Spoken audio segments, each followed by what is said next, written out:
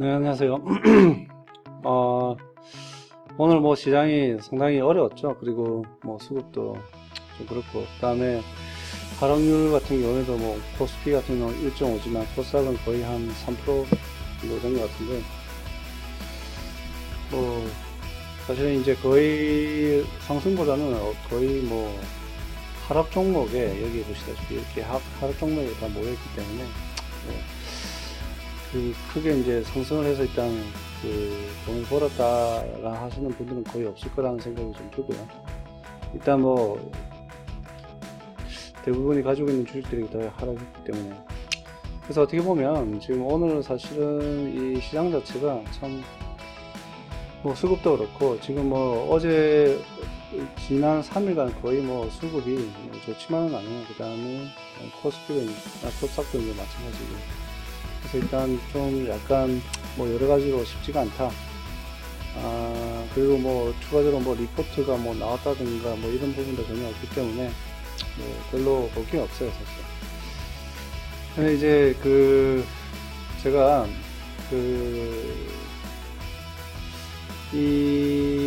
그래요. 그러면 관심 종목을 일단 먼저 보기 전에 제가 하나 준비한 자료가 있는데 한번 같이 한번 보시겠습니다. 제가 지금 보여드리고 있는 이 차트는 어떻게 보면 좀 제가 이제 좀 참고를 해보려고 일단 지금 만든 자료인데, 최근에 이제 기사를 보면 우리나라 주식시장이 이제 좀 약간 많이 조정을 받고, 그 다음에 근원적인 이슈 자체가 이제 뭐랄까 미국의 그러니까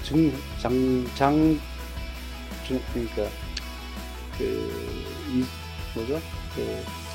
장단기 이제 이자에 대한 어떤 역전 현상 때문에 일단 뭐 약간 우리가 좀 뭐 경기가 하강으로 이제 많이 접어들었다 이렇게 뭐 그런 분석도 많고 이렇게 하기 때문에 좀 보려고 하는데, 보통 장단기 금리를 비교할 때는 보통 2년짜리 이제 트레저리 본드하고 그 다음에 10년짜리 트레저리 본드를 많이 비교하는데, 오늘 최근에 나오는 기사는 뭐냐면 2년짜리 대 5년짜리가 이제 나오는데, 사실은 모르겠어요. 제가 볼 때는 이게 2년짜리 5년짜리 문제가 아니라 사실 장단기 금리를 비교하려면 사실 2년짜리와 이제 10년짜리를 이렇게 비교하는 게 일반적인데, 지금 현재 보면은 장단기 금리 자체가 이렇게 많이 뭐 마이너스로 떨어지는 건 아니에요. 이제 많이 좁혀졌는데, 아마 이제 2년짜리하고 5년짜리가 지금 이제 비교해 보니까 일단 이게 마이너스로 뭐 떨어졌다 뭐 이렇게 이제 나오기 때문에 경기 하방으로 접어들었다 뭐 이렇게 이제 우려스러운 목소리가 나옵니다. 일단 그거는 이제 뭐 그렇다 치더라도, 일단 지금 기존에 2년짜리 10년짜리를 트레저리 본 T본드를 일단 비교를 해보면, 지난 역사를 통해서 이제 보면은 보통 이제 여기가 아마 2007년 8년 정도 될 것 같은데, 2008년 이렇게 정도 될 것 같은데, 그때 당시에 이제 여기 이렇게 장단기 금리가 이렇게 마이너스로 접어들고, 그 다음에 여기 한번 본격적으로 접어들었을 때 보면은 그때가 한 2007년도 됐는데, 접어들고 나서 뭐 여기를 본다 하더라도 한 2006년 뭐 이렇게 내려온다도 2006년 이렇게 되는데, 거기에서 접어들고 나서 접어들 때도 보면은 이게 이제 어디냐면 S&P 500이에요. 그래서 S&P 500 주가 지수를 보면 일단 계속 상승을 하고 있어요. 상승을 했어요. 그 다음에 언제 꺾이기 시작했냐면, 확실하게 마이너스 금리가 역전 금리가 완전히 다 장단기 금리가 마이너스에서 플러스로 돌아서는 이 시점에 S&P는 떨어지기 시작했습니다. 그리고 나서 이제 어느 정도 시간이 지나고 나서 조정이 되고 나서 다시 이제 상승 모드를 타는데, 상승 모드에 있다면 일단 지금 이제 이렇게 장단기 금리 차가 일단 왔다 갔다 하면서 이렇게 줄어들고 있죠. 그 다음에 이게 이제 장단기 금리 차도 지금 현재 이렇게 줄어들고 있잖아요. 지금 현재 이 모습이. 그래서 지금 보면은 이게 지금 사실은 이 우리나라나 이렇게 보면은 일단 지금 현재 이게 뭐 좀 더 내려가면 이제 마이너스 금액이 있죠. 하지만 들어왔다가 나중에 이렇게 빠져나가는 이 시점에 아마 여기 S&P 지수나 주가 지수 자체가 아마 본격적으로 이렇게 하강 국면으로 들어갈 가능성이 많을 것 같아요. 이 기준을 보면. 그 전에도 한번 보면은 2000년도에 이렇게 마이너스 금리가 한번 일어났었어요. 들어갔고, 그 다음에 그때도 상승을 했었어요. 한 1년간. 그러고 나서 빠져나갈 때 이게 본격적으로 하방을 겪어버렸어요. 그러고 나서 어느 정도 시간이 지나서 다시 이렇게 상승을 했고요. 그 다음에 여기도 마찬가지예요. 이게 하방에서 완전히 빠져나갈 때 이때부터 다시 이제 상승 좀 약간 조정받다가 뭐 상승이 이렇게 올라왔는데, 어쨌든 지금 현재 보면 이 장단기 금리가 일단 뭐 경기의 하방을 말하는 것처럼 일단 하는데, 사실 그런 의미도 있겠지만 사실은 그거보다 더 중요한 건 이 주식시장이라는 게 사실 여러 가지 그 심리적인 요인이나 아니면 상황적인 요인이 많기 때문에 그걸 일반화 시켜서 이렇게 금리가 마이너스로 들었으니 이제 이 주식도 이제 주가 지수도 내려가겠구나 이렇게 한다 그러면, 사실은 이런 어떤 데이터를 가지고 하는 사람들은 사실은 많은 돈을 벌어야 되죠. 다시 말씀드리지만 한 가지 요인일 뿐이지 전체 요인은 아닐 수 있다는 거죠. 어쨌든 지금 대충 보면은 일단 마이너스 금리로 들어갈 때가 아니라 빠져나올 때예요. 그래서 아주 시간적 여유 남아있고, 그 다음에 좀 더 제가 크게를 보니까 2006년도에 일단 마이너스를 찍었지만 이 S&P 500은 사실은 이렇게 상승을 했어요. 그리고 이렇게 빠져나갈 때 쫙 이렇게 빠지는 거예요. 그래서 아주까지 시간적 여유가 있다. 뭐 이게 시간이 1년이 될지 6개월 될지 모르겠어요. 근데 아직 그 부분을 너무 우려하기에는 뭐 이 빠져나가는 시간까지 합치면 사실은 뭐 1년이라는 시간이 있을 수도 있고 아니면 더 긴 시간이 있을 수도 있고 모르는 거예요.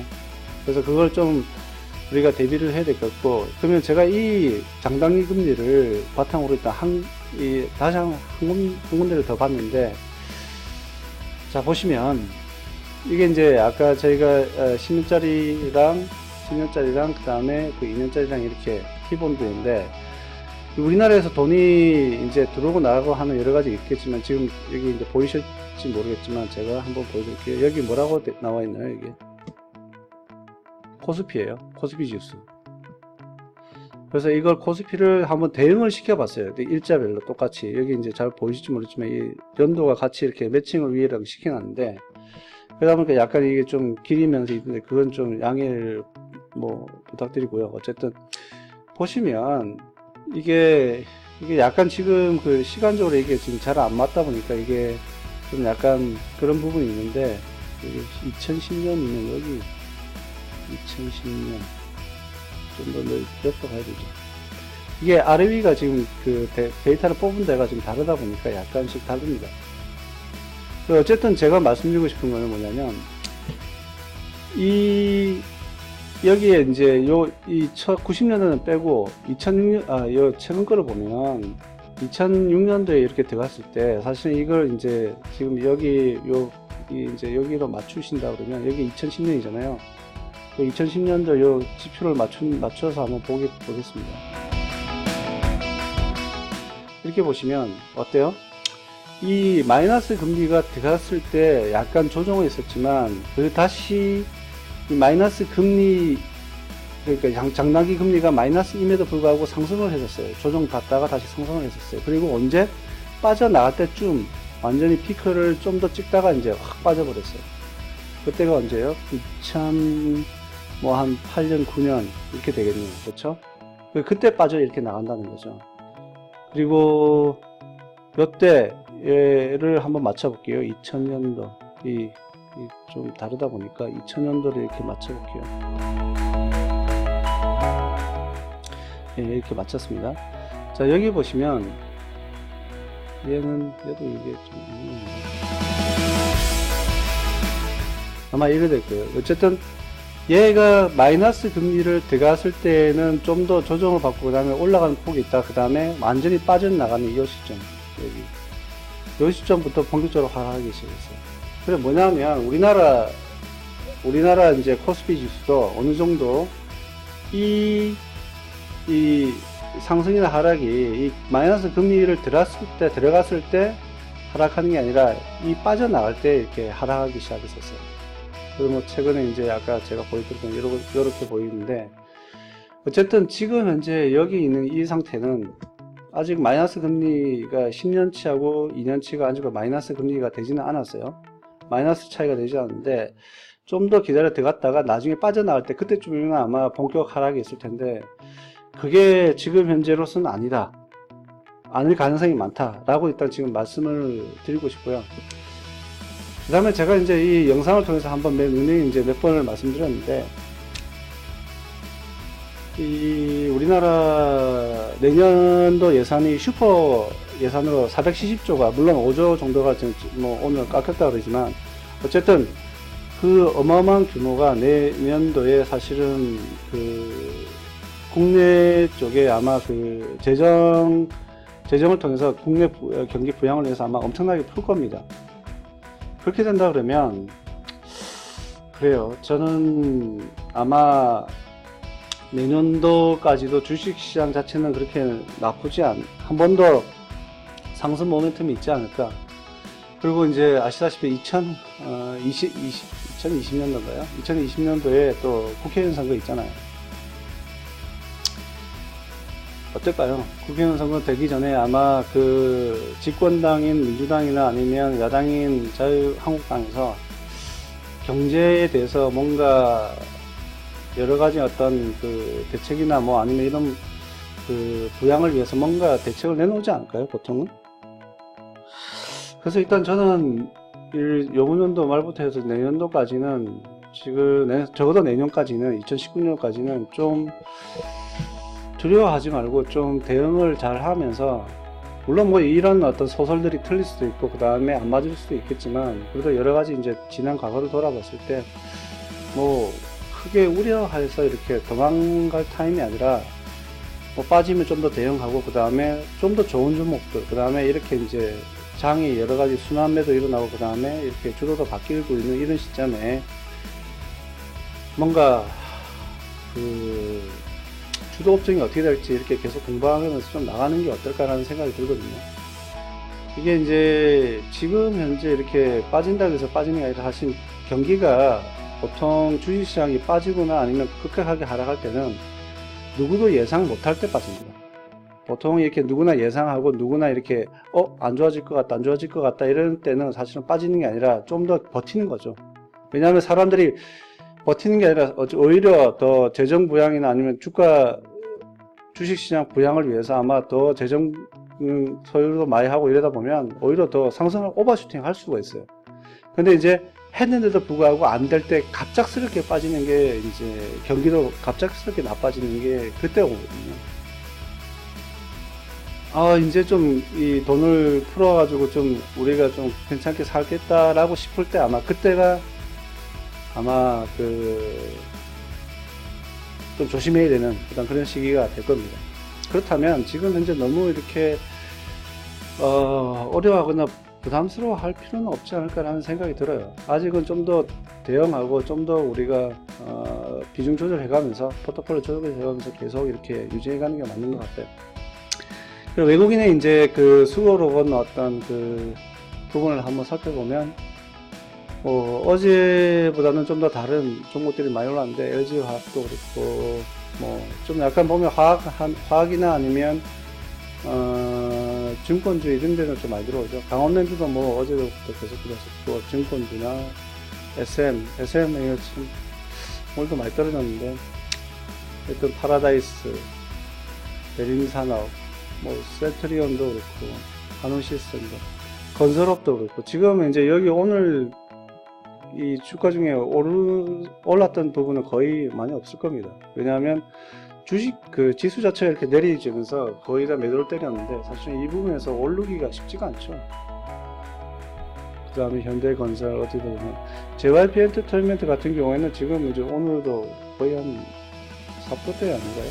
거의 뭐 많이 갑자기 하는 것 같아요. 넷마블이 4%대고 그 다음에 JYP 같은 거 한 4% 맞네요. 여기 지금 이제 넷마블은 안 보이는데 아마 넷마블은 이제 오늘 개인이 매수세가 많았을 겁니다. 떨어지면서 아마 개인들이 매수를 많이 하는 것 같은데 현대모비스도 이제 계속 그렇고 코스맥스, 영업무역 계속 이게 들어오는 수급들이에요. CJ도, 대한통운, 아프리카TV, 아시아나항공, 대한항공은 아까 오늘은 대한항공이 밑에 내려가 있네요. 어제는 올라와 있고 오늘 내려가 있고 계속 이러죠. 그 다음에 대하TI 이거 아마 남북 경협 그 다음에 철도주 관련해서 계속 들어오는 것 같고 BGF 리테일 항공우주 NGK 생각도 계속 들어온다고 했죠. 예, 일진이 그 다음에 LG 메트리얼도 계속 눈에 들어오고 있고 그래서 이제 한번 보시면 남들이 무섭다고 할 때 그때가 싼 거예요.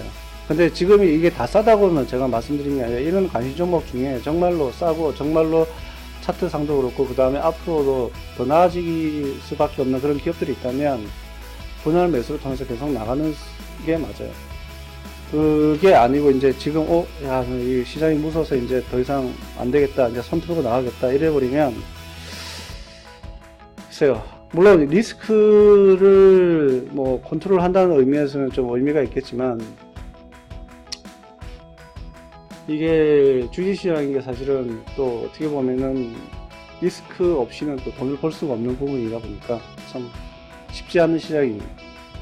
그러니까 뭐 그 포트폴리오나 아니면 그 포션, 그 현금하고 그 다음에 이 주식들의 그 퍼센티지를 잘 고려해가면서 좀 해야 되겠다 라는 생각이 들고요. 다시 한번 말씀드리지만 지금 현재 우리가 지금 겪고 있는 여러 가지 이 상황이 지금 사실은 어떻게 보면 야, 지금이 제일 어려울 때야 라고 말할 때가 오히려 안전할 수도 있어요. 다들 지금이 괜찮다 아니면 이제 나아지고 있다 라고 할 때가 무서운 거예요. 절대 뉴스나 아니면 메디아에서 아니면 TV에서 말하는 소리가 정답이라고 생각하시면 안 돼요. 사람들은 항상 그러죠. 위험이 오면 위험을 감지하고 그게 대비를 하게 돼 있어요.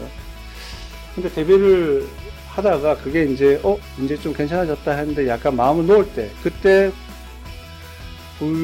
그러니까 갑자기 이제 나빠질 수 있는 거죠. 상황이 전환될 수 있는 거죠. 그래서 누구나가 위험을 외칠 때는 좀 다들 모두 조심하기 때문에 사실은 그런 위험이 찾아올 확률이 좀 적어지고요. 누구나 이제 좀 됐다, 이제 좀 건너갔다 라고 했을 때가 제일 무섭습니다. 그런 마음으로 보시고 남들과 같이 아니면 뉴스 아니면 이런 여러가지 전망치에 따라서 움직이는 그런 투자자가 되기보다는 좀 더 주관적이고 그 다음에 시장을 객관적으로 바라보면서 또 심리도 많이 들어가 있다는 걸 항상 생각하면서 보는 게 맞습니다. 그리고 이런 과거를 통해서 확실하게 배워본다면 마이너스 금리가 죽는 시점이 아니라 오히려 그걸 지나고 회복됐을 때가 빠져나갈 때가 그때가 하락할 때예요 라고 생각하시고 또 준비하시고 그랬구나 라고 기억하시고 그 다음에 대응을 하시기 바랍니다. 시장이 좀 이게 좀 상승을 해주고 그 다음에 좀 힘이 수급도 좀 들어와줘야 되는데 참 쉽지가 않네요. 근데 오늘 뭐 기사를 하나 보다 보니까 누구죠? 갑자기 생각이 안 나지, 이름이. 어쨌든 투자자 한 분이 그렇다고 그러더라고요. 자기는 이제 이제 투자를 하게 된다면 북한이 이제 개방이 되고 북한이 개발되기 시작하면 아마 그게 모든 재산을 주겠다고 합니다. 그 말이 맞는 것 같아요. 남들이 무서워하고 남들이 좀 껄끄러워할 때 그때 들어가는 게 그래야지 돈을 벌 수 있는 것 같아요. 뭐든지 그렇게 마음을 가지시고 좀 여유 있게 그 다음에 인내심을 가지고 시장을 바라보는 습관도 좀 키웠으면 좋겠다는 생각이 듭니다. 네, 내일은 좋은 소식을 기대하면서 또 오늘도 마무리하겠습니다. 감사합니다.